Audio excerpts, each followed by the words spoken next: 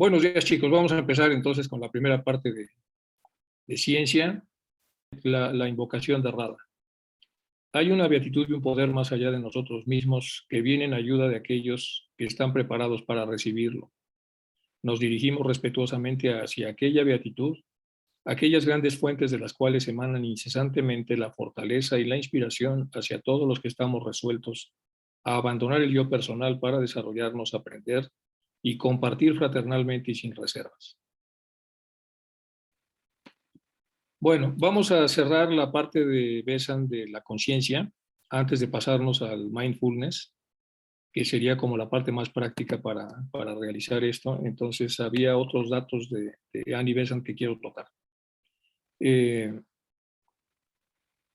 Algunos de los elementos prácticos que vamos a ver más adelante relacionados con la conciencia tienen que ver con la habilidad de razonar, la habilidad de juzgar, la habilidad de imaginar. La imaginar es la percepción, es la posibilidad que tiene un ser humano de observar con sus sentidos, principalmente la percepción visual, y generar en la parte occipital la imagen que previamente ha percibido. La sensación tiene que ver más con la piel. Luego tenemos la imaginación y la representación. La representación consiste en cerrar los ojos e imaginar, por eso es necesaria la imaginación. Imaginar la fuente que acabamos de ver a través de la percepción. Cuando cerramos los ojos y la imaginamos, lo que hacemos es reproducirla, pero sin observarla.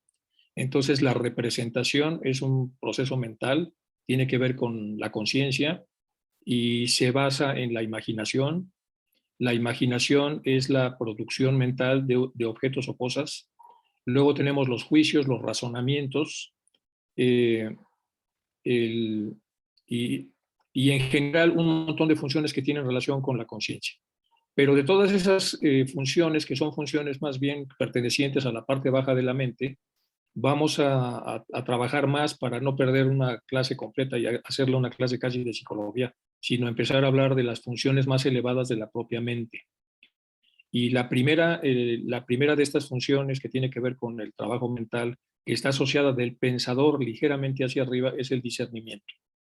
Entonces, el discernimiento, que también se divide en tres, pero vamos a verlo de manera general, es otra cualidad de la mente y ya está en...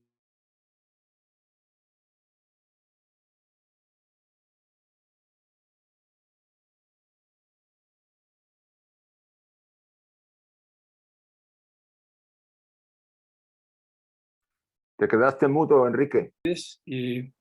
Y tiene algunos diálogos Parménides que son muy interesantes. Y estos diálogos que son muy interesantes implican la reflexión que hace una persona en relación a lo que puede ser el pensamiento superior. Y esto es todo un arte que se trabajó muchísimo en la época de los griegos, es cómo a través de la discusión racional, sofisticada y elevada se puede tratar de penetrar a los misterios de la reflexión superior, que tiene que ver con discernimiento y que tiene que ver con intuición. Es una mezcla de los dos elementos, entonces se pide iluminación y se pide inspiración, que eso viene a través de la intuición, y luego se trabaja dentro del diálogo a través de la reflexión, se pide ayuda de los dioses, y bueno, así es como se construyeron los diálogos. Entonces vamos a ver lo que dice Parménides. Ellos están hablando acerca de uno de los grandes temas que tiene que ver con la unidad y la diversidad. Y aquí Parménides le dice a Sócrates, consiste en que intenta Sócrates definir lo bello, lo justo y lo bueno, y además cosas antes de estar suficientemente ejercitado. Porque aquí, en este diálogo, Parménides ya es muy mayor y Sócrates es muy joven. Ya me había hecho cargo de ello, es bello y divino el ardor que te inflama, pero ensaya sus fuerzas. Ejercítate mientras seas joven en lo que el vulgo juzga inútil y tiene por pura palabrería. Obrando de otra manera, no cuentes con descubrir la verdad. Vamos a ver cómo hablaban estos filósofos tan complejos si empezamos a separar, como lo hace Jacques Lacan, lo que es un párrafo a través de las diferentes comas y las diferentes ideas que vienen allí.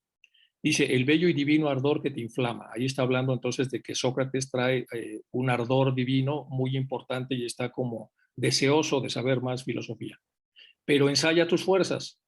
Quiere decir, todavía estás muy joven y muy verde. Ejercítate mientras seas joven en lo que el vulgo juzga inútil.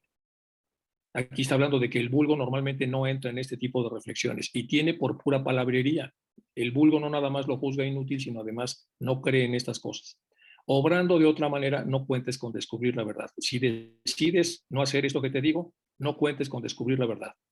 Bueno, aquí hay entonces un montón de detalles que están apretados en un párrafo, tal como hace Blavatsky en la Doctrina Secreta. Sócrates, ¿en qué consiste ese ejercicio, Parménides? Parménides responde indicando que las partes esenciales de una argumentación, que es la que se sigue después del diálogo, y termina de la manera siguiente. He aquí lo que debe hacerse, dice Parménides. Si quieres ejercitarte convenientemente y hacerte capaz de discernir, porque estamos hablando del discernimiento, y discernir la verdad, no comprendo que Platón haya podido decir con mayor claridad que este es un ejercicio lógico. Por otra parte, Platón hizo conocer en el Fedón la utilidad, necesidad y momento crítico de este ejercicio, de esta argumentación racional previa a poder hacer un discernimiento apropiado. Si se llegara a atacar este principio, no dejará sin respuesta semejante al ataque. Insta a que empieces examinando todas las consecuencias que se derivan de este principio y reconocido tú mismo si concuerdan o no entre sí.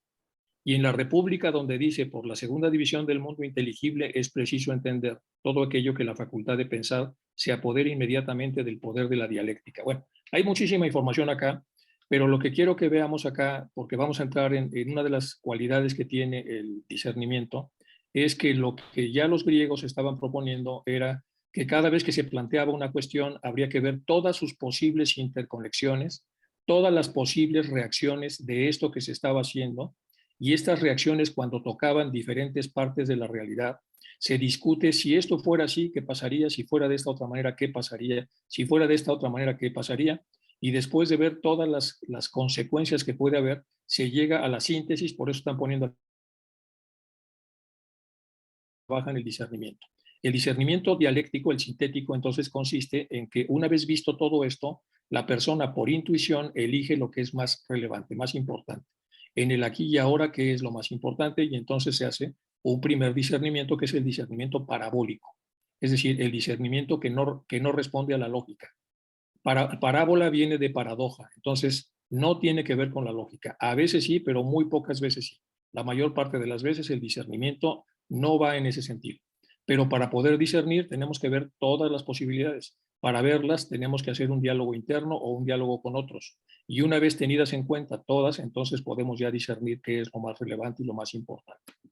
Bueno, de alguna manera lo toca Besant, aunque ya no lo toca filosóficamente, lo toca teosóficamente. Bueno, aquí vamos a ver entonces cómo se haría este diálogo cuando se está hablando de lo uno y lo múltiple. Habíamos visto ayer en la clase de Isaac que está lo uno, uno, uno, que lo uno no participa de la manifestación, y luego lo uno manifestado, y luego lo múltiple, a través de diferentes estados de multiplicidad. Entonces aquí empiezan ellos a discutir la relación entre lo uno y lo múltiple, que ya de alguna manera en la clase de Isaac de ayer se trató un poco el tema. Si lo uno existe, porque aquí está planteando entonces Parménides la existencia o no de lo uno, es decir, de lo uno manifestado, no puede ser múltiple, porque no tendría partes. No tiene, por lo tanto, principio ni fin, es ilimitado. Ese es el uno no manifestado. No teniendo límites, no puede tener forma. No teniendo forma, no está en ninguna parte, porque si estuviese en alguna parte, estaría en sí mismo o en otra cosa. Y si estuviera en otra cosa, estaría rodeado. Y si estuviera en sí mismo, se rodearía a sí mismo. Y en ambos casos tendría forma. Y si tiene forma, no puede ser esto de lo que estamos hablando, de que es algo que no tiene principio, ni fin, ni es ilimitado. Vayan siguiendo la reflexión porque es una reflexión compleja, pero es importante para que la racionalidad aporte todo lo que pueda aportar antes de que llegue la síntesis que va a ser el discernimiento, iluminado por la intuición. Entonces voy a repetir para que vean cómo lo toca Parménides. Si lo uno existe, aquí está hablando de la existencia o no existencia de lo uno. Claro, aquí falta todavía. Los griegos antes de entrar en estos diálogos siempre pedían auxilio de los dioses y hacían como hacemos nosotros invocaciones. Entonces aquí se supone que ya se hizo una invocación para que los dioses ayuden un poco a las personas a exprimir el seso y poder entender lo que va aquí a dialogarse. Entonces Parménides dice, si lo uno existe, no es múltiple, ¿no? Porque no tiene partes, no tiene por lo tanto principio ni fin y es ilimitado, son las cualidades del uno.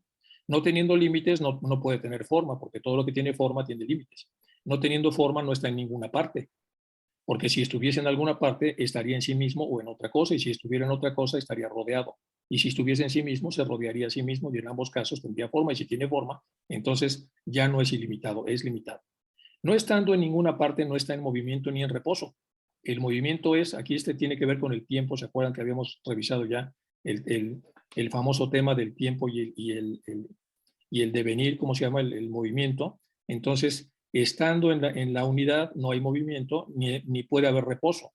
El movimiento es o una alteración de la naturaleza o un cambio de lugar, pero lo uno puede ser alterado en su naturaleza, en lo uno, puesto que cesaría de ser uno si empezara a tener movimiento. Bueno, vean ustedes entonces lo apretada que está esta discusión y las reflexiones que va haciendo Parménides para que los que están escuchando, los contertulios, puedan definir y entender qué es lo uno y qué es lo múltiple. Pero lo uno no puede ser alterado en su naturaleza, pues que cesaría de ser uno si algo lo alterara. Tampoco pues, se podía mudar de lugar, puesto que no está en ninguna parte, es decir, en ningún lugar. Luego no es en movimiento. De otro modo, no puede permanecer constantemente en el mismo lugar, puesto que no está en ninguno. Luego no está en reposo. Lo uno no es lo mismo que lo otro y que él mismo, ni lo otro que él mismo y que lo otro. No es lo otro que él mismo porque no sería uno si fuera lo otro, ni lo mismo que lo otro por la misma razón. Tampoco es lo otro que lo otro porque lo uno y lo otro por consiguiente no puede ser otro porque dejaría de ser uno. Bueno, aquí está hablando entonces toda la parte ontológica para tratar de entender cuál es la esencia de lo uno. Tampoco es lo mismo que él mismo porque es lo uno y no lo mismo y por consiguiente no es lo mismo respecto a ninguna otra cosa. En este párrafo es muy importante usar la ley de analogía porque la ley de analogía dice como no puede ser lo uno y no lo mismo, que en este caso sería lo similar a lo mismo una vez que estamos hablando del plano arquetípico ya manifestado. No es lo mismo respecto a ninguna otra cosa. Lo uno no es semejante ni desemejante ni a sí mismo ni a lo otro porque no puede ser semejante a nada, no pudiendo ser lo semejante lo que no es lo mismo porque no puede ser de semejante a nada. No pudiendo ser de semejante lo que no es de lo otro, lo uno no puede ser igual ni desigual ni a sí mismo ni a otra cosa. No puede ser igual porque de serlo participaría en lo semejante o de lo mismo, lo cual puede ser ni desigual porque de serlo participaría de lo de semejante o de lo otro, lo que no puede tampoco ser. Lo uno no es más joven ni más viejo, ni de la misma edad que él mismo o que otra cosa. Si se supone más joven o más viejo sería desigual. Si de la misma edad sería igual. Bueno, vean lo apretado que está este diálogo y está tratando de encontrar qué significa lo uno desde el punto de vista de la reflexión, enseñando lo que no es lo uno y lo que sí es lo uno, y explica que siendo lo uno no puede ser muchas cosas que puedan ser dichas de lo uno desde el mundo de la reflexión. Por lo tanto, entonces nos inhabilita para entender lo que es el uno. Pero aunque estemos inhabilitados, de alguna manera, al saber lo que no es el uno y lo que sí es el uno, poco a poco entonces empezamos a tener una representación de eso que no está en ninguna parte, que no tiene principio ni fin, que no tiene forma, etcétera, etcétera. Bueno, así es como lo trabaja Parménides, y aquí viene un poco del diálogo, entonces esto lo voy a pasar, pero es prácticamente sobre lo mismo. Pero aquí empieza, ya en el diálogo se empieza a extender esto mucho más. Entonces aquí dice, por ejemplo, en el cuarto renglón, dice la idea que puede ser idéntica, por lo tanto, y a la vez entera en una multitud de objetos separados los unos y los otros, bueno, estaría separada de sí misma. Sócrates dice, no, nada de eso, sino que así como la luz permaneciendo una e idéntica está al mismo tiempo en muchos lugares diferentes sin estar separada de sí misma. Así cada idea está a su vez. Vean qué bonitos diálogos. Dice Sócrates, nada de eso. Es como la luz que permaneciendo una e idéntica está al mismo tiempo en muchos lugares y está en sí misma, sin estar separada de sí misma. Así, cada idea está a la vez en muchas cosas y no por eso deja de ser una sola y una misma.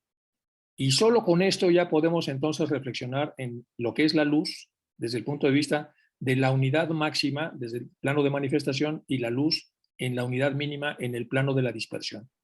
Entonces, Parménides, no se puede discurrir mejor, Sócrates, para hacer ver que una sola y misma cosa está a la vez en muchos lugares. Una misma cosa está en muchos lugares y al mismo tiempo está en sí misma.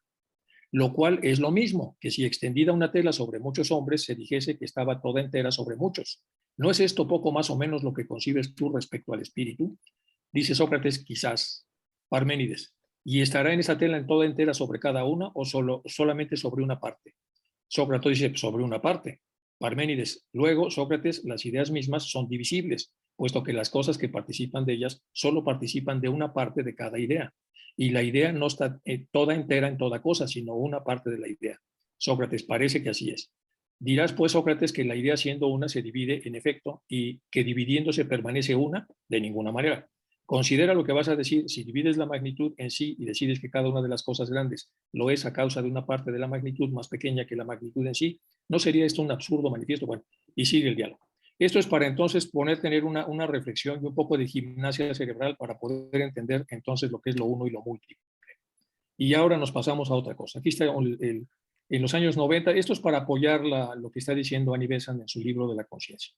A inicios de los 90, el neuropsicólogo Michael Persinger y más recientemente en el 97 otro neurólogo, Rachmandan, de la Universidad de California, hicieron una investigación sobre la existencia del punto divino en el cerebro humano. Ya saben ustedes que los neurocientíficos han estado mucho tiempo tratando de encontrarlo, dónde está la base anatómica de la divinidad. Este centro espiritual incorporado está localizado, de acuerdo a estos hombres, entre las conexiones neurales de los lóbulos temporales del cerebro, según ellos. Los escáneres tomados con topografía de emisión de positrones, es decir, con lo que ahora se usa para el diagnóstico, estas zonas neurales se iluminan siempre que los sujetos estudiados suelen hablar sobre temas espirituales o religiosos.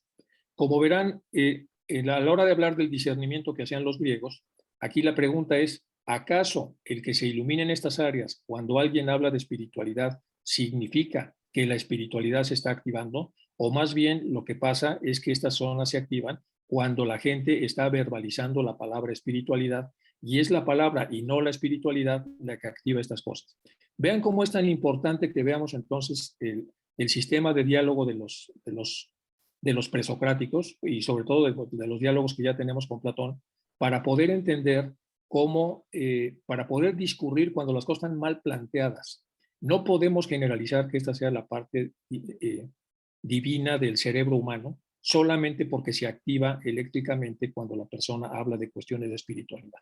Bueno, aquí está el artículo y están los autores para que lo puedan revisar. Ellos lo plantearon de una manera donde se ve lógico, que es así, pero si lo metemos en un diálogo vemos que aquí esto hace agua pues, muy fácilmente. Bueno, vamos con más cosas. El trabajo del neurólogo Singer, que es muy famoso, en los años 90, sobre el problema de fijación, prueba que existe un proceso neural en el cerebro dedicado a unificar y dar significado a nuestra experiencia. Este es un hallazgo relativamente tardío en las neurociencias, dado que la época de oro de las neurociencias empieza en los 50s y 60s y después ya empieza a hacerse como más sofisticada. Este Wolfgang Singer entonces nos encuentra que hay una zona de integración en el cerebro, es decir, escuchamos un idioma que no conocemos y esta zona no logra integrarlo.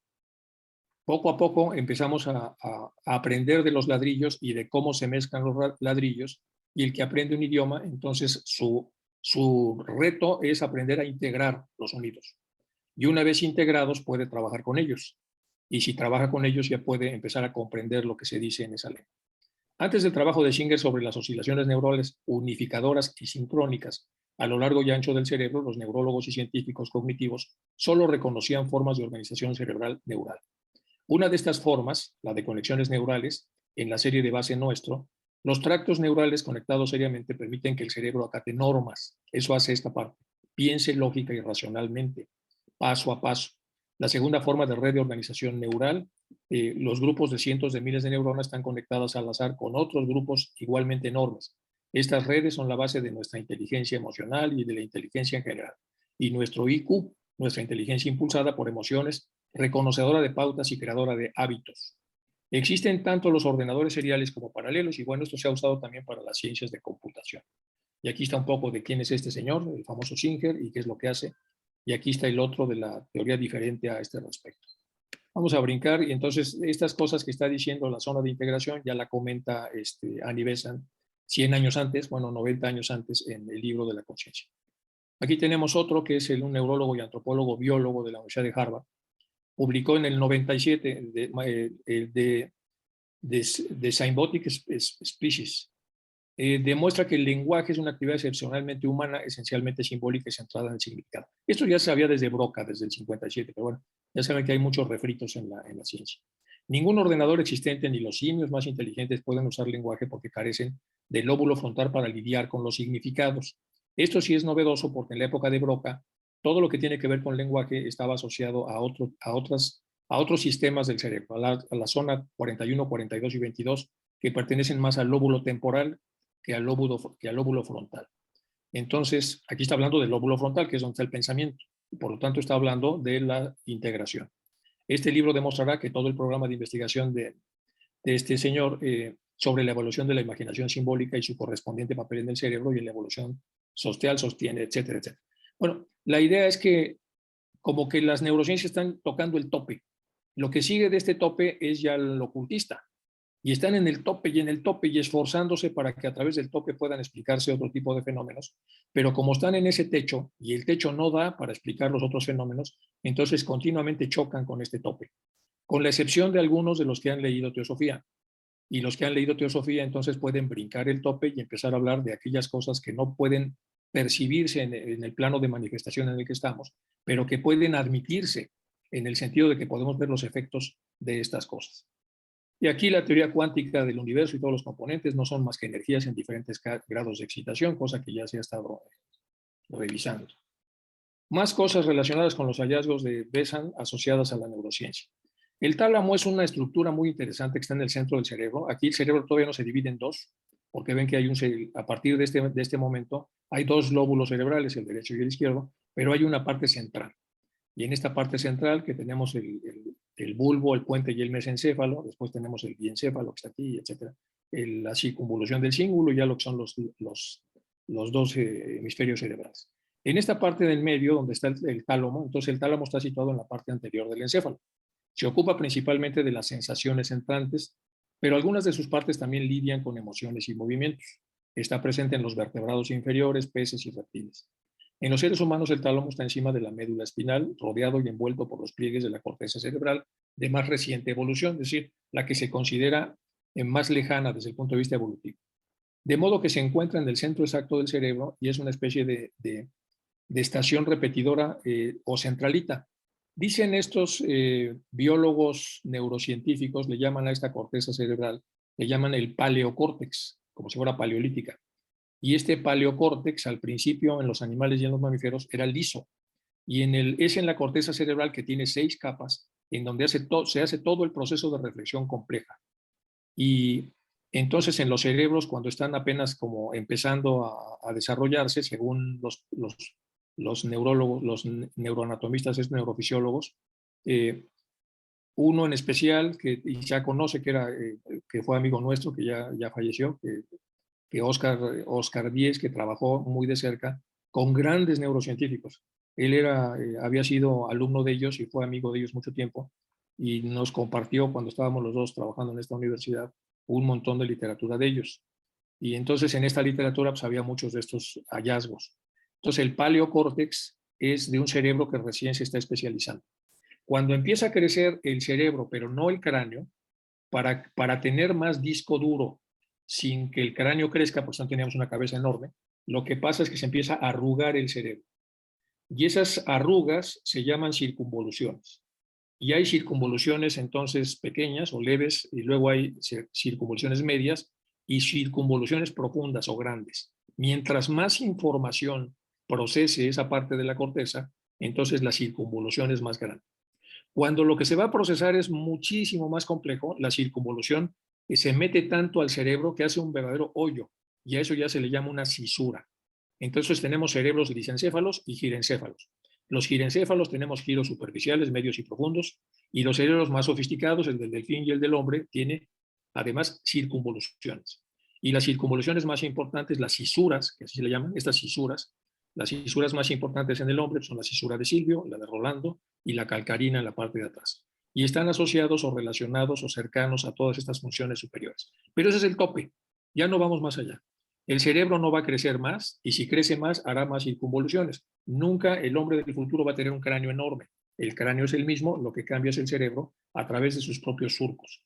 Los surcos rodeados de materia gris, es decir, de neuronas, se ven así, grises, y luego todas las células que alimentan a las neuronas se llaman sustancia blanca. Y bueno, de esto hay un montón de información y se asocia de alguna manera al libro de la conciencia que está hablándonos o que ya habíamos revisado en clases pasadas, Annie Besant, solo que Annie Besant, como muchas de estas cosas todavía no se habían nominado de la manera como se las estoy explicando, entonces Annie Besant las explica diferente. Entonces hay que trasladar el lenguaje de Annie Besant a los hallazgos de ahora y veremos que prácticamente se está hablando de lo mismo, a pesar de que la jerga que se utiliza para hablar de estas cosas no sea la misma. Es una jerga del año 1903 o 4, antes de que escribiera esto, y esta es una jerga de pues, más de 100 años, 115 años de diferencia. Bueno, entonces finalmente este es el que da juego, como si fuera una baraja. Este reparte para todos lados según lo que considera que debe venir, y si debe venir un movimiento del cuerpo, pues lo baja a través de la médula para que el cuerpo se mueva, etcétera. Es una central telefónica monumental, el tálamo. Es el que empieza de alguna manera a vincular y a conectar diferentes partes, incluso del cerebro derecho y del cerebro izquierdo, o dentro del propio derecho o dentro del propio izquierdo. Bueno, eso es más o menos muy sintéticamente esto, que en realidad es muchísimo más complicado. Pero el que quiera verlo con más detalle puede ver algún libro de neurofisiología o de neuroanatomía para ver esto con mucho más detalle. Bueno, aquí tenemos entonces los dos hemisferios cerebrales, y este es el tálamo, que el tálamo, aunque es una sola unidad, pues tiene dos lóbulos laterales, los lóbulos posteriores, los intramamilares, que así se llaman, y una conexión entre ambos. Luego tenemos que el tálamo también está vinculado con el putamen. El putamen es una parte de un ganglio basal y está relacionado con las emociones. Ciertas emociones que nosotros sentimos están vinculadas a la activación de este ganglio basal. Aquí tenemos la cabeza del núcleo caudado, el globo pálido, la amígdala. En este caso, la amígdala es la que tiene del otro lado la parte del putamen, y el núcleo caudado que está en la cola del núcleo caudado, todo el sistema límbico. Bueno, esta es la zona central del cerebro. Con más detalle, pues tiene todo esto. Tiene aquí, entonces, cada una de estas cosas tiene un nombre porque tiene una serie de funciones específicas. Y a pesar de que ya vemos con lupa esto y hemos podido diferenciar qué es lo que hace cada una de esas secciones, a veces esto tiene relación con lo que leemos en teosofía, cuando decimos que hay diferentes estados vibracionales y que no son cosas, pero pueden verse como esferas, o pueden verse como núcleos, o pueden verse como zonas de agrupación de funciones vibracionales que pueden tener su propia línea de demarcación, aunque no tengan forma. Por eso estábamos empezando con el diálogo de Parménides, pero lo que sí sabemos es que algo pasa en una zona de congregación en donde ocurren ciertas cosas, en donde el pensamiento del humano, cuando se acerca a ellas, hay una especie de contubernio vibracional que tiene que ver con lo elevado o poco elevado de los pensamientos del humano. Entonces, cuando lo vemos ya en materia, pues vemos que es casi lo mismo. Entonces, aquí hay cierta vibración y ciertas funciones, aquí hay otras, y esto es como una división política, no es si habláramos, por ejemplo, de un mapa. La división política sabemos que no tiene nada que ver con la geografía, es lo que los seres humanos hemos puesto como barreras y fronteras y lo que fuera. Y estas fronteras en la geografía, pues sabemos que aquí se habla un idioma y hay cierta religión, y pasada esa frontera, pues aquí se habla otro idioma, etcétera. Bueno, pues es prácticamente lo mismo con su grado de complejidad. Bueno, aquí están entonces las formas que tendría esta glándula tan compleja. Aquí están las partes del cerebro que habíamos visto. Esta es la cisura de Silvio, es muy profunda. Aquí tenemos la otra cisura, la de Rolando, y luego tenemos la calcarina que no se aprecia de este lado. Aquí está la parte central entonces de lo que sería el cerebro, y en donde está el tálamo, y estos ya son los hemisferios cerebrales. Estas son las áreas de Broca. Entonces tenemos la 40, 41 y la 41, 42 y 22, que es más o menos esta zona del lenguaje, y luego tenemos la 8, 9 y otras más que están en esta zona que tienen que ver con el pensamiento. Cuando tenemos un accidente vascular cerebral y el trombo mata una parte del cerebro que tiene que ver con la interpretación de lo que escuchamos, pues ya fastidiamos esa función en los seres humanos, y a pesar de que el ser humano escuche, no puede integrarlo, o sea, no entiende lo que está pasando. Si son las del pensamiento, pasa algo similar. Cuando recién se estaba separando la psiquiatría de la neurología, se empezaron a hacer unas cirugías en los enfermos mentales para hacerlos que dejaran de pensar. Entonces se hacía una lobotomía, es decir, un hoyo en el cerebro, y se usaba una cirugía que se llamaba topectomía. La topectomía consistía en rayar y fastidiar y descomponer toda la corteza cerebral para que el sujeto ya no tuviera los pensamientos que le aquejaban. Pero entonces se producía un síndrome que se llama síndrome de Clover-Bussy. Y por supuesto, el sujeto ya no tenía los pensamientos que le perturbaban, ni otros, o sea, se quedaba sin pensar. Y eso se hacía con este tipo de resecciones. Cuando pasaron más años, pues se dio cuenta que esto era una barbaridad, y entonces dejó de hacerse la lobotomía. Pero se hacía lobotomía lateral, y eso se hacía en los mejores hospitales del mundo. Así es como se trataba en los años 50 a los enfermos. En el libro El nuevo rostro de la locura, que lo hace Hungegard, que es uno de los grandes bioquímicos asociados al cerebro, este hombre platica o comenta que en el concurso, en la Conferencia Mundial de Psiquiatría del año 50 en París, ellos querían presumir cómo estaban haciendo tanto los electrochoques como las lobotomías. Y había un paciente francés del sur que le habían hecho la lobotomía y él dijo que ya se habían parado sus delirios. Entonces, cuando 2 días antes de la conferencia, le dijo a Jungegar que le habían regresado los delirios, y Jungegar le dijo, oye, pero que ya viene aquí de todo el mundo. Por favor, si tú dijiste que se había quitado, cuando lleguen, diles que se quitó. Entonces, pues llegaron de todo el mundo y vieron que este hallazgo francés había quitado los delirios, y en Estados Unidos se hicieron miles de lobotomías, y ya más adelante pues, se encontró que en realidad no es una curación total de la... Bueno, como verán, tiene su complejidad el tema del cerebro, no es un tema simple de explicar. Aquí hay algunas funciones, entonces, lo que hacen cerebros que no son como los nuestros y que tienen ciertas capacidades de receptividad diferente a cómo está conformado el cerebro humano. Y aquí el tálamo, cómo entonces se comunica con las neuronas superiores, no nada más a través de los nervios físicos, sino otro descubrimiento ya de este siglo, de hace pocos años, es que el tálamo también se comunica con algunas secciones del cerebro de manera inalámbrica, por decirlo así. Con lo cual, otra vez nos acercamos al libro de Bessa. Y este es el modelo que hemos hecho hasta donde hemos podido, ahí hasta donde nos permite el seso. Tenemos entonces la primera parte de la mente, que es el Mahat. Después tenemos el primer desdoblamiento, que también dice Anibesan, que es Ahamkara. Y después tenemos al pensador. Y del pensador hacia abajo nos llega Kama, este es Kamamanas, y hacia arriba pues es Buddhimanas. Y tenemos, según el estado vibracional, entonces decenas de estaciones acá, cada una de ellas divididas septenariamente, hasta que llegamos a las más elevadas, que sería la mente superior, y después el puente entre la mente superior y Buddhi, y etcétera. Bueno, esto es más o menos lo que ya se había visto a ese respecto. Entonces, como que el lío está en esta zona. El lío del pensador, que está con un desarrollo intermedio, es que tiene montones de fluvios de abajo y de arriba. Los de arriba, si seguimos esta lógica, pueden ser un poco inalámbricos, porque el hilo magnético que conduce es mucho más delgado que el hilo magnético que conduce hacia abajo, en donde todo esto se reviste cada vez de más materia y arriba no la hay. Entonces, todo esto ya lo sabemos porque lo hemos revisado muchísimo.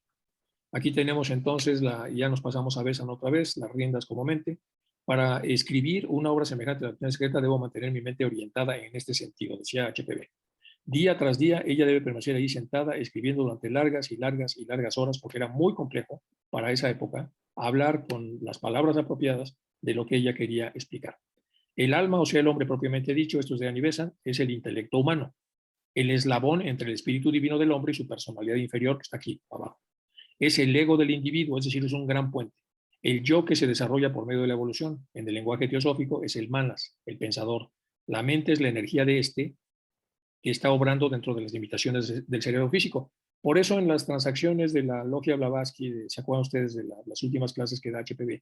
Explica cuando se le pregunta en ese pedazo, en ese trozo pequeño que tiene sobre el sueño, le preguntan si realmente la experiencia del sueño es una experiencia irreal, y ella dice, no, el ego vive ahí, como está diciendo aquí, para el ego es mucho más real que lo que pasa aquí. Lo está explicando en función de lo que aquí nos dice Annie Besant. Bueno, las formas de los ángeles, etcétera, vamos a pasar a lo que sí. Y luego viene más, voy a dejar de compartir porque viene más información aquí que quiero verificar antes de ponérsela. Estoy haciendo un resumen para poder. Aquí está, ok. Déjenme volver a compartir. Continuamos con Besant. Bueno, así aparecen de todo el universo, dice Besant en la conciencia, los tres seres que crean, conservan y destruyen, ya lo habíamos visto antes, su universo demostrando cada uno de ellos en su actuación en el universo un aspecto predominante al que se subordinan los otros dos, aunque siempre presentes. Es decir, entonces en la naturaleza trina siempre hay una parte predominante y Enrique, los dos reposan, ¿sí? no estás compartiendo. A ver, permíteme, entonces déjame.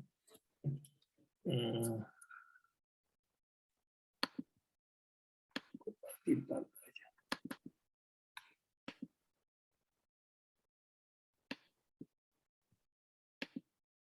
Bueno, aquí decía, continuamos con Besant. Y ahora sí. Sí. Entonces, el enlace de estos tres aspectos o fases de manifestación en sus externos puntos de contacto con el círculo forma el básico triángulo de contacto con la materia, el cual, con tres triángulos formados por las líneas trazadas por el punto, constituye la famosa divina tetraquis, llamada también a veces el cuaternario cósmico, o sea, los tres divinos aspectos que en contacto con la materia se disponen a crear. Estos tres aspectos en conjunto son la suprema alma del universo por nacer. Debajo de la forma, columbramos primeramente los efectos de dichos aspectos, según responde a ellos la materia. Tales efectos no son debidos al logos de un sistema, sino que son las correspondencias de la materia universal con los aspectos del ser universal. ¿Se acuerdan que ya hemos visto todo esto en palabras de Bessa? Incluso cómo se toma materia del universo para meterla en lo que va a ser el naciente sistema solar, cómo se genera el logo solar, y luego cómo se hacen los puntos de manifestación, cómo se trazan las líneas entre lo que va a ser el núcleo de ese sistema y las partes periféricas de la línea no se pasa. Todo eso ya lo vimos antes. Lo que vamos a ver es ciertos esquemas que ayudan un poco a estructurar mejor ese conocimiento. El aspecto de felicidad o voluntad infunde en la materia la cualidad de inercia, tamas. La fuerza de resistencia, la sensibilidad y la quietud, eso es de tamas. El aspecto de actividad infunde en la materia la responsabilidad de la acción, que es rajas, o la movilidad. Y luego el último, que es el sattva, es el aspecto de felicidad o voluntad. Bueno, entonces, el aspecto de sabiduría da a la materia el ritmo, sattva, la vibración, pero es una vibración armónica. Y si nos salimos de sattva, empezamos a tener una vibración que no es armónica. Entonces tenemos un cuadrante de 4 puntos, parecido al que le hizo Pauli a Jung, ¿se acuerdan que habíamos visto? En donde tenemos velocidad, es rapidez y lentitud, y de un lado tenemos equilibrio y desequilibrio. Entonces, si usamos solamente equilibrio y velocidad y lentitud, tenemos un cuadro en donde todos debemos estar, a veces un poco más acelerados, a veces menos, a veces un poco más armonizados, a veces menos, pero la salud es el grado de desorden vibracional que hay dentro de ciertos límites. Cuando nos salimos de esos límites empezamos a enfermar. Entonces, parte de la salud es regresarnos siempre a esos límites, que no deban traspasarse, porque si se traspasan vamos a tener un problema. Bueno, entonces aquí están las fases. Aquí tenemos el mantenedor, el destructor y el constructor. La primera fase se agranda lo que va a existir y es construido. La primera fase se reduce y permite que afluya, o sea, B se hace pequeñito para que se muestre prominente y haga lo que tiene que hacer. En la segunda fase, la dualidad en equilibrio se mantiene, es la parte sápica.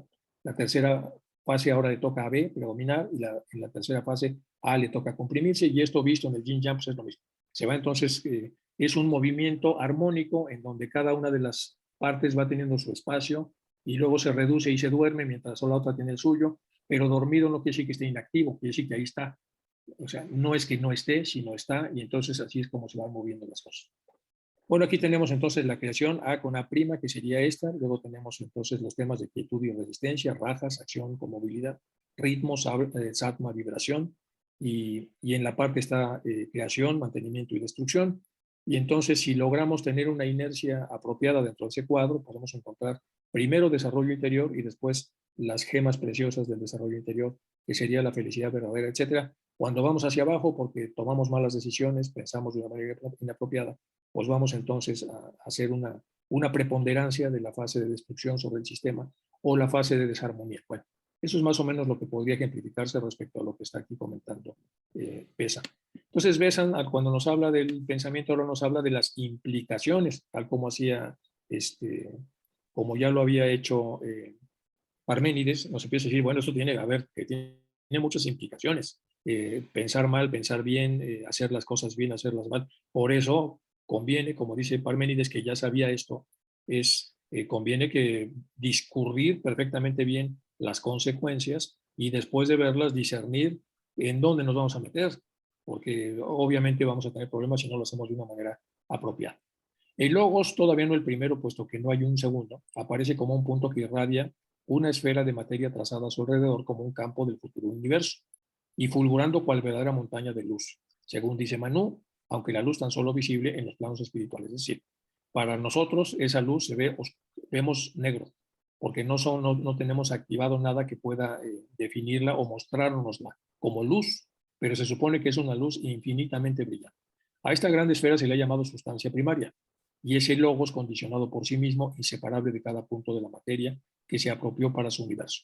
A partir de ahí podemos hacer ciertas como especulaciones acerca de cómo las religiones, cuando se van desviando de la enseñanza, de alguna manera van tomando estas afirmaciones como si fuera al pie de la letra y sobre ellas van tejiendo lo que sería una nueva religión en donde empieza a ser demasiado cosificada o demasiado literalista. La segunda manifestación se retrae algún tanto de dicha esfera para construir la de la voluntad condicionada por sí misma, con objeto de llegar a la actividad creadora. Yo soy esto, cuando el esto, el no ser, sea conocido. El punto simbólicamente hablando, a fin de sugerir la idea de forma, según se ve en el lado de las apariencias, vibra entre el centro de la circunferencia, trazando de esta suerte una línea divisoria entre el espíritu y la materia. Entonces aquí está el principio del logos, luego está el logos en el centro, y luego hay una relación entre el centro y la periferia. El logos se retrae para construir la voluntad y hace posible el conocimiento. Todo esto ya se vio, ¿se acuerdan que ya lo vimos? Ya estamos haciendo un pequeño repaso para poder entrar en lo que viene un poco más adelante. Bueno, esto también ya lo vimos, ya lo habíamos explicado en las anteriores, el origen de las mónadas también, cuando surge el aspecto de repulsión.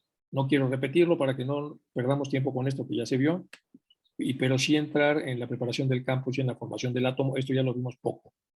Entonces, el tercer logos, la mente universal, comienza su actividad creadora, operando en la materia atraída de todos los puntos del infinito espacio para la construcción de nuestro sistema solar, ya lo vimos también. Esta materia existe en el espacio en modalidades que desconocemos, pero evidentemente está ya plasmada para las necesidades de varios sistemas.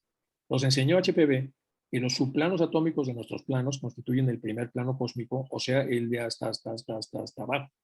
Si consideramos los átomos de este plano cósmico simbolizados por una nota musical, los átomos formados por el tercer logo podrían simbolizarse por los tonos menores de cada nota. Lo que parece claro es que están estrechamente relacionados con sus correspondientes átomos del espacio, aunque no son idénticos a ellos. Acuérdense que cada nota tiene su sostenido y su bemol, entonces lo que está diciendo aquí que estos primeros átomos no son la nota, pero casi como si lo fueran. Y ese casi es que la tonalidad es medio tono hacia abajo, es decir, es un bemol. El unitario átomo cósmico se divide en 7 átomos en el plano material y cada uno de estos átomos se convierte en un centro de energía. El mismo átomo cósmico se despliega en el plano espiritual en 7 rayos, que no obstante su estrecha relación se mantienen separados hasta el fin del kalpa.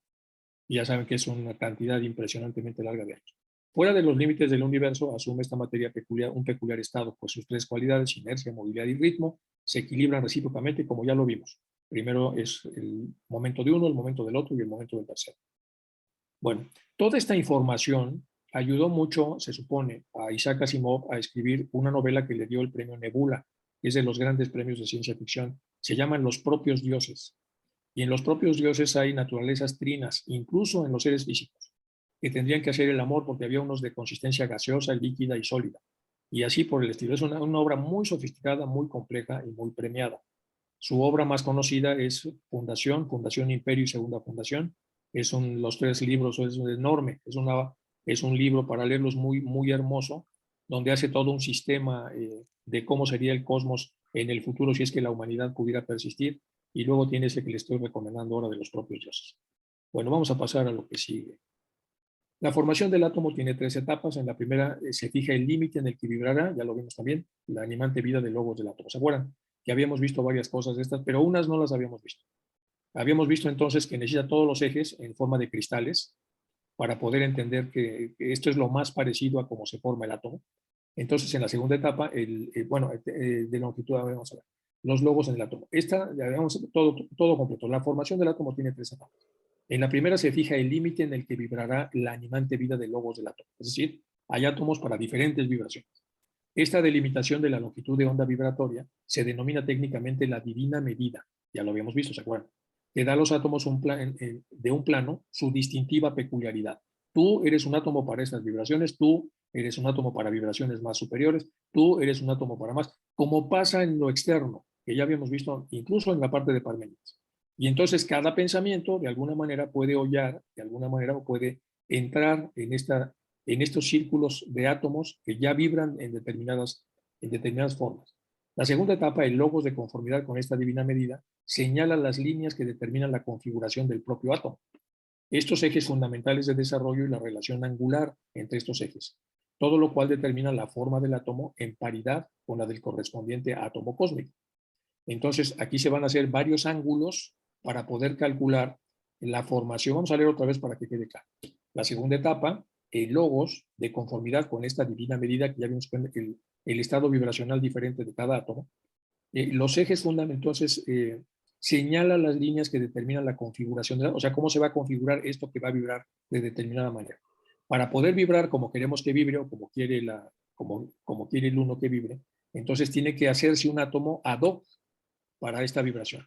Y para construirlo, entonces lo fundamental para que el átomo pueda proveer esa vibración es que tenga cierto tipo de ejes en desarrollo y una relación angular entre estos ejes. Es decir, primero se forman los ejes, que son estos tridimensionales, están de este lado, y después se forma una relación angular entre todos. ¿Cuál es el ángulo de dispersión, de movimiento, derecha, izquierda, profundidad? Porque son obviamente en 3 dimensiones, de hecho son en 4, pero lo que se puede explicar es en 3. Y entonces los ejes fundamentales de desarrollo y la relación angular entre estos ejes. Todo lo cual determina la forma del átomo en paridad con el correspondiente átomo cósmico. Y ahí es donde se ve la diferencia, ya no estamos en el bemol, sino ya estamos en la nota, es decir, ya es el átomo para este sistema, cuya más cercana analogía son los ejes de los cristales en el plano físico. Estos son los ejes de los cristalográficos. Es la mejor analogía para entender cómo se va formando la forma de lo que sería el átomo. Entonces, en la tercera etapa se determina la forma de la superficie o pared del átomo, midiendo la vibración y la recíproca relación angular de los ejes, o sea, los dos primeros. De esa manera, entonces, se determina la forma de la superficie o pared del átomo. Así, en cada átomo tenemos la medida de su animante vida, sus ejes de desenvolvimiento y su pared o superficie claustral.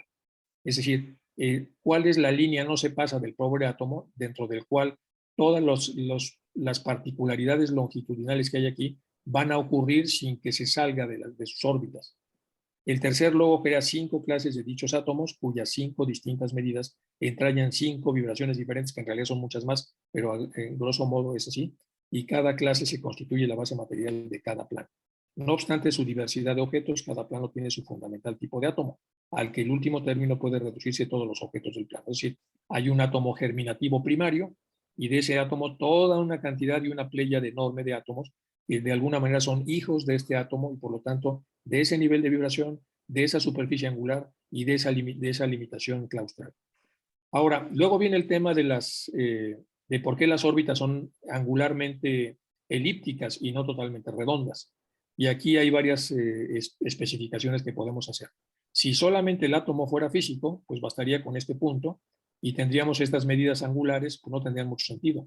Pero en realidad tenemos este círculo, que sería de lo físico, cuyo punto central es este, y de este otro lado hay otro círculo, que sería lo metafísico, cuyo punto central es este.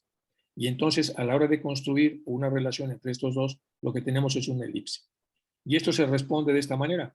Cuando mandamos un rayo de energía pasando por este eje de las X hacia acá y lo hacemos chocar con otro ángulo de energía de la parte de arriba que va hacia este lado de acá en el 1, entonces estos aparecen como los lugares hacia donde el punto debe moverse. El electrón se va moviendo en función de las carreteras que se han creado para que pueda ejecutar ese movimiento.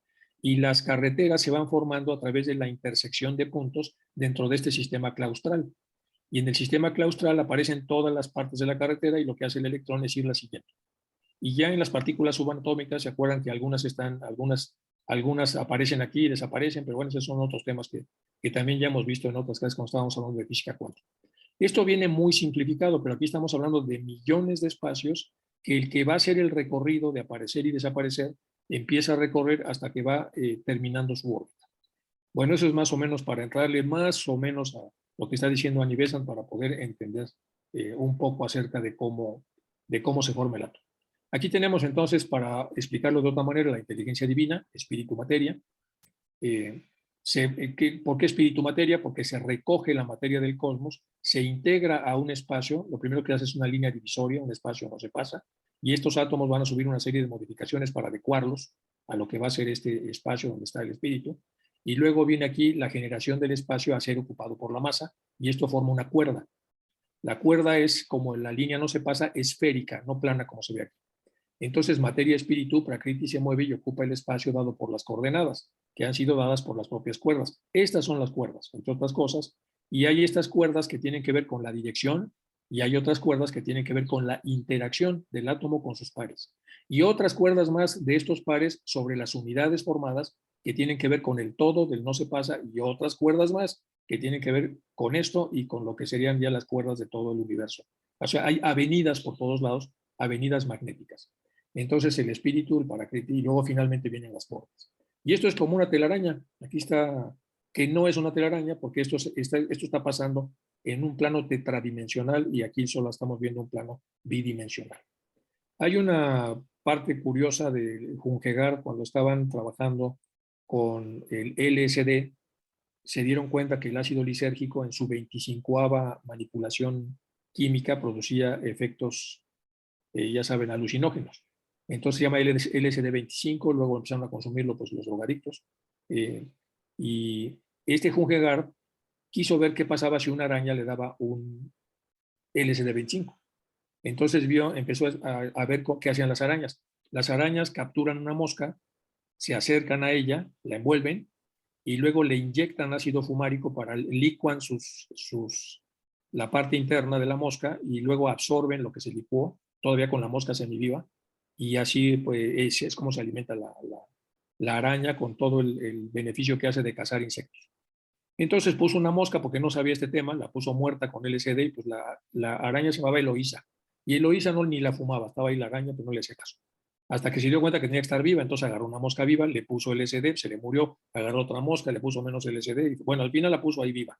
Ya llegó Eloísa, picó a la mosca, chupó el LSD y empezó a hacer, por ahí pueden ustedes buscar entonces en internet las fotos de cómo hizo una tela de araña, una araña drogadicta con LSD, porque hizo cubos, es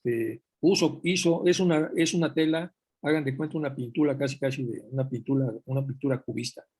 Bueno, entonces esos son los efectos, de alguna manera se menciona esto porque por muy loco que haya estado el experimento, estamos hablando de que los planos invisibles de esta red que no podemos ver, en realidad son avenidas impresionantemente complejas que tocan todo y que cuando suben van hacia lo uno y cuando bajan van a la dispersión, a lo múltiple, que decía Parménides.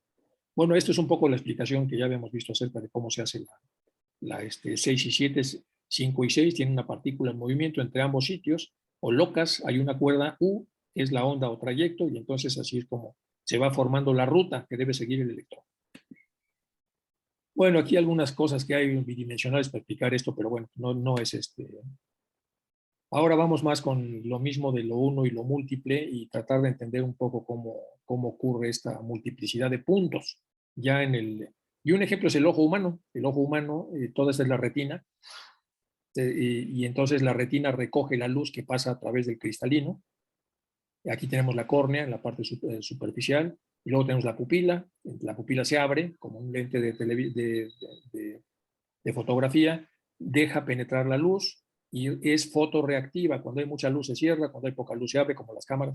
Y entonces pasa la luz óptima hacia acá y luego impresiona a la retina.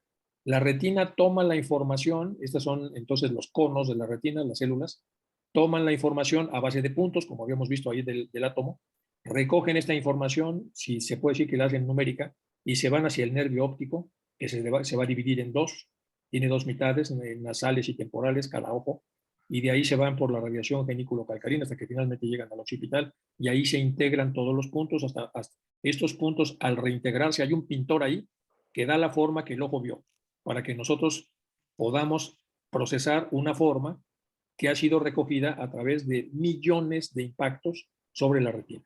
Bueno, en el caso de la representación, no hay muchos estudios a este respecto, pero se supone que la representación, sin necesidad del ojo, va a ser una operación similar. Va a trabajar con millones de puntos hasta formar una imagen. Bueno, todo eso ahí andan los neurocientíficos trabajando muy fuerte para que esto pueda de alguna manera entenderse. Este es el famoso ejemplo que hizo Taimni para poder explicar que los triángulos no son equiláteros, sino son isósceles, porque tienen que ver con diferentes planos de desenvolvimiento. Y ya en el aspecto humano tenemos entonces de Atma a Buddhi, aquí están los planos, y luego de Buddhi a Manas, pues también tienen este plano, sin que se pierda la conexión que tiene Manas con Atma. Sin embargo, la ruta, por así decirlo, es Atma Buddhi, Buddhi Manas. Bueno, este es un efecto sabido. Cuando trabajamos estas ideas en lo que se llama ramalización en biología, que es cuando se tapa una zona cuando se tapa un vaso del corazón, la ramalización es algunos corazones son capaces de formar rápidamente venas colaterales para tratar de asistir al pedazo de corazón que no va a recibir oxígeno debido al tapón que tuvo. Y bueno, empiezan a aparecer figuras de este tipo, es decir, de estas conexiones que no están vivas, pero que de alguna manera forman lo que sería el triángulo de estos tres aspectos, que son los que nos interesan porque son los más altos que tenemos, por lo menos en el nivel de evolución que tenemos actualmente. La mónada no está todavía pronta para emprender su largo peregrinaje, nos dicen en esta parte, pues su atención no está dirigida al exterior y los tres aspectos de su naturaleza, que son las reproducciones de los tres aspectos de Ishvara, dormitan en ella. Está hablando de la zona de aquí arriba. Pero luego estos aspectos principian a despertarse en ella por medio de las órdenes creadoras, ya lo habíamos visto, están ellas descansando entonces en los planos más elevados y luego están como listas para salir a los planos de manifestación en Anupadaka y finalmente salen ya en los planos monádicos para que puedan, de los planos monádicos hacia abajo para que puedan formar parte del proceso de evolución y de involución. De la primera jerarquía creadora, pues el impulso de vida, bueno, todo esto ya se ve. Ahora vamos a ver cómo lo ven los filósofos. Este es el Leibniz, que es el que le entró más al tema este. Su argumento a favor de los átomos toma como punto de partida un principio que desde el periodo parisino en adelante de este gran investigador, que de hecho habla bien de él normalmente HPV, sobre el secreto del sublime es presentado en los siguientes términos. Establezco por principio la armonía de las cosas, es decir, que cuanta más existencia puede existir, existe. Este principio, que podríamos llamar principio de armonía, es metafísico. Vean cómo empieza a hablar Leibniz. En la medida en la que regula la existencia de las cosas, desde lo metafísico, no desde lo físico. Aquí aparece ya un gran cambio. Al igual que, por ejemplo, el principio de la razón suficiente y el de la identidad de los indiscernibles. Identidad de aquellas cosas que de plano no se pueden discernir. Se les llama indiscernibles. En líneas generales, establece que existe la mayor cantidad de esencia posible, no de sustancia, sino de esencia. En un breve opúsculo del mismo año, Leibniz lo expresa en estos términos. Cualquier cosa que pueda existir y sea compatible con las restantes, es decir, con la diversidad, existe. Esta segunda formulación manifiesta una mayor claridad en la medida en la que permite observar la doble utilidad del principio de armonía. Por otra parte, su aporte negativo radica en restringir al ámbito de lo real el paso de la posibilidad de la existencia, que está limitada por el hecho de que, tal como declara en mi principio, es cualquier cosa que pueda existir y es compatible. Obviamente, lo que está diciendo acá es muy teosófico, está muy cercano a la teosofía y es un filósofo occidental. Bueno, no todos los posibles pueden existir por sí juntos a los restantes. Aquí hay más información para ustedes cuando puedan bajar esto y puedan estudiarlo, para que puedan estudiar a este filósofo del que normalmente es bastante compatible y está hablando de los átomos, está hablando de las mónadas. Bueno, reflexiones desde la ciencia y ya casi vamos a terminar. Esto es Hermes Trismegisto, electricidad, núcleo atómico y algunas correcciones teosóficas. Los buscadores a través de la verdad, a través de la ciencia, luchando por una percepción eficaz. Y esta es la zona de percepciones que ya habíamos visto. Entonces, ya vimos que el mundo de la percepción es una cosa y el de la representación es otra cosa. En la percepción, pues no la podemos deformar, salvo que nos hayamos fumado algo. Pero en la representación cerramos los ojos y podemos representar lo que queramos. Hay cierta libertad representativa, aunque no perceptual. Entonces, los juegos de percepción son estos, son los dos, ¿se acuerdan? Los dos rostros, los dos perfiles y la copa. Si vemos la copa se acerca y los perfiles se convierten en el fondo. Es fondo y forma. Forma, copa, fondo, perfiles. Si hacemos que los perfiles sean la forma, entonces tenemos dos perfiles y la copa se va para atrás. Se convierte en fondo. Aquí tenemos el orangután y el tigre, que casi no se ven. Si los mandamos al fondo porque decidimos ver el árbol, entonces no existen. Si los ponemos en la forma, y entonces lo que se va al fondo es el árbol. Bueno, y aquí tenemos el saxofonista, que también tiene el rostro de una mujer ahí metido. Están sus dos ojos, la nariz y la boca. Si mandamos todo esto al fondo, pues solamente aparece un saxofonista. Pues cuando leemos una obra ocultista es lo mismo. Podemos ver una copa y la gente está dispuesta a matarnos cuando decimos que no hay una copa. Cuando le decimos que sí hay una copa, pero en realidad la copa está ocultando lo que realmente quiere decir el autor, que son los perfiles. Y aquí decimos que hay una mujer y igual si no son capaces de verla, las gentes porque no tienen suficiente desarrollo y eso nos incluye a nosotros, entonces poco a poco vamos develando las cosas que están ocultas dentro de la información que se nos va a dar. Y este es un ejemplo pues mucho más simple donde está un triángulo que no existe. Lo que existe son pequeños tres triángulos acá y unos espacios, pero mentalmente aquí sí que pues cualquiera lo ve. Como está como muy cantado, pues entonces podemos ver el triángulo entonces observarás y encontrarás dos triángulos, uno en el plano físico y el otro no existe, pero está, porque están como de alguna manera las coordenadas para poder observar. Bueno, esto es un ejemplo de lo que hace la percepción y cómo cuando tenemos que leer las obras profundas, pues tenemos que utilizar más la representación. No podemos utilizar la percepción porque entonces seríamos literalistas. Tenemos que utilizar la representación. Esta es una muy bonita porque la forma que tiene la mano nos da idea del foco. Aquí estamos viendo un foco que no hay un foco, porque estamos viendo la base del foco y aquí la mano que lo cobija. Y es como el destino. El destino nos moldea, todavía no existe, nosotros lo vamos a formar y tiene una base, que son los escandas, y entonces de alguna manera podemos también interpretar esta imagen de una manera muy peculiar, muy singular. Bueno, y pues yo creo que le vamos a dejar hasta acá. Esta es una jaula de un pajarito. Ven ustedes ahí la jaula donde está el pajarito. Y la jaula no se ve, lo que se ven son rayas, pero si integramos como es el tálamo dice, ah, caray, ahí como que hay una jaula. Y entonces, a partir de trozos de esa realidad, construimos la imagen perceptual. ¿Quién lo arregla? El tálamo. ¿Cómo lo arregla? A través de la imaginación. ¿Dónde está la imaginación? No está en el mundo externo, está en el mundo interior, a través de las cosas que ya conocemos. Bueno, vamos a pararle aquí y vamos a...